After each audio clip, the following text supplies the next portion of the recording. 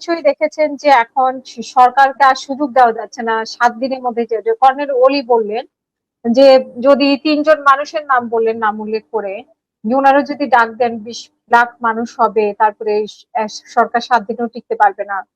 এবং নাহিদ ইসলাম, তারপর ডক্টর শফিকুর রহমান, ওনারা বলছেন যে সরকারকে আর সময় দেওয়া হবে না। তো সরকার কি এমন কোনো কিছু আপনার চোখে পড়েছে যে এরকম করেছে? আর বিরোধী দল ডাকলেই, মানে ওই 3 জন লোক ডাকলেই 20 লাখ লোক হবে বলে আপনি ঠিক বিশ্বাস আছে, করেন? অলি আহমেদ তো বয়স হয়ে গেছে এখন। ওই আমি একটা নাটকে দেখেছিলাম, বাংলাদেশে খুব জনপ্রিয় নাটক যমজ, মোশাররফ করিম অভিনয় করেছে। ওইখানে মোশাররফ করিম তার বাপকে বলে, ওই যমজ চরিত্র 3টা, খুব চমৎকার নাটক, হাসির। বলছিল, বাবা, আব্বা, ড্যাডি, 60 বছর পার হওয়ার পর মাথায় স্ক্রু অনেক সময় ঢিলা হয়, যতই টাইট দেন আর লাগে না, ঘোরে খালি। এখন অলি আহমেদ সাহেব শ্রদ্ধা রেখেই বলি, মুক্তিযোদ্ধা, কিন্তু এমন এমন কথা বলে। আর আমার তো এত তর্কের দরকার নেই, ওরা ডাকুক, ডেকে লোক জোগাড় করুক।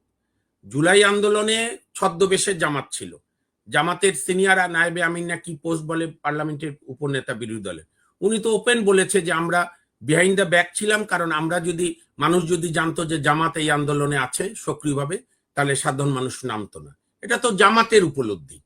আর এনসিপি এই 1-1.5 বছরে রাষ্ট্রের মদত পেয়ে 12ই ফেব্রুয়ারি 15ই ফেব্রুয়ারি পর্যন্ত কি, 12ই ফেব্রুয়ারি পর্যন্ত কি দল হয়েছে, প্রোগ্রাম করুক, জায়গায় জায়গায় ডাকুক। বিএনপি একটা অভিজ্ঞ রাজনৈতিক দল, ব্যাপক জনগোষ্ঠীর সমর্থন আছে, বিএনপি তার মতো করে মোকাবেলা করবে। গণতন্ত্রে এই ভাষাগুলো আছে, তো এটা আরো ভদ্রভাবে দিতে পারে। আর সময় দেওয়া না দেওয়ার কি আছে, জনগণ ভোট দিছে 5 বছরের জন্য। যদি বিএনপি কোনো অন্যায় করে, বিএনপি সরকার ব্যর্থ হয়, মানুষ বিচার করবে। তো ডাকুক ওনারা, অলি আহমেদকে বলেন, ডাকতে বলেন। আপনার এখানে তো অনেক বিতর্কিত লোকরাও আসে, তাদের দিয়ে ডাকান, মানুষের কাছে যাক না, গিয়ে বলুক আর ডাকো।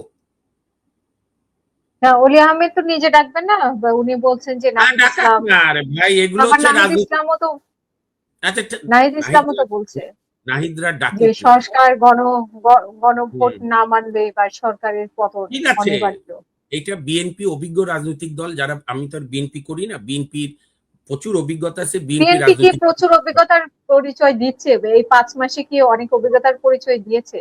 মানে নিয়োগ থেকে শুরু করে অনেক জায়গায় যে তাদের যে প্রকল্পগুলো তারা হাতে নিয়েছে, কার্ড বলেন বা অন্যান্য যে জায়গাগুলোতে, মানে আমরা যেই একটা বিপ্লবের পরে যে সরকারটা পেয়েছি, বিপ্লব বা বিপ্লব গণ কোথায় দেখছেন, অভ্যুত্থানের পরে, গণ আন্দোলন। গণ অভ্যুত্থান, হ্যাঁ আমি ভুল বলেছি, গণ অভ্যুত্থানের পরে আমরা তো একটা অন্যরকম সরকার আশা করেছিলাম, বিএনপি সেই তার সরকারের নির্বাচনী, হ্যাঁ, বিএনপি নির্বাচনী ম্যানিফেস্টো নিয়ে নির্বাচন করেছে, জামাত তার ম্যানিফেস্টো নিয়ে নির্বাচন করেছে, এনসিপি সহ অন্যান্য দল যার যার ম্যানিফেস্টো নিয়ে নির্বাচন করেছে। এবং ইতিহাস একদিন মূল্যায়ন করবে, এখন পছন্দ না হলো, এই 12 ফেব্রুয়ারি নির্বাচন প্রশ্নবিদ্ধ এবং অন্তর্ভুক্তিমূলক বিহীন।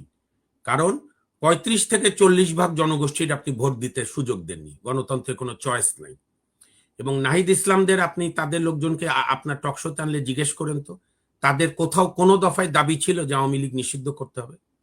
তাদের দাবি ছিল প্রথম তো কোটা, তারপরে কি কি এর বিচার, ওর বিচার করুক। তা আপনি, এবং বিএনপি তো প্রথমের দিকে আওয়ামী লীগ নিষিদ্ধের পক্ষেও ছিল না। এনিওয়ে, তারা করেছে, আওয়ামী লীগ যারা করে, আওয়ামী লীগ বুঝবে, বিএনপি বুঝবে।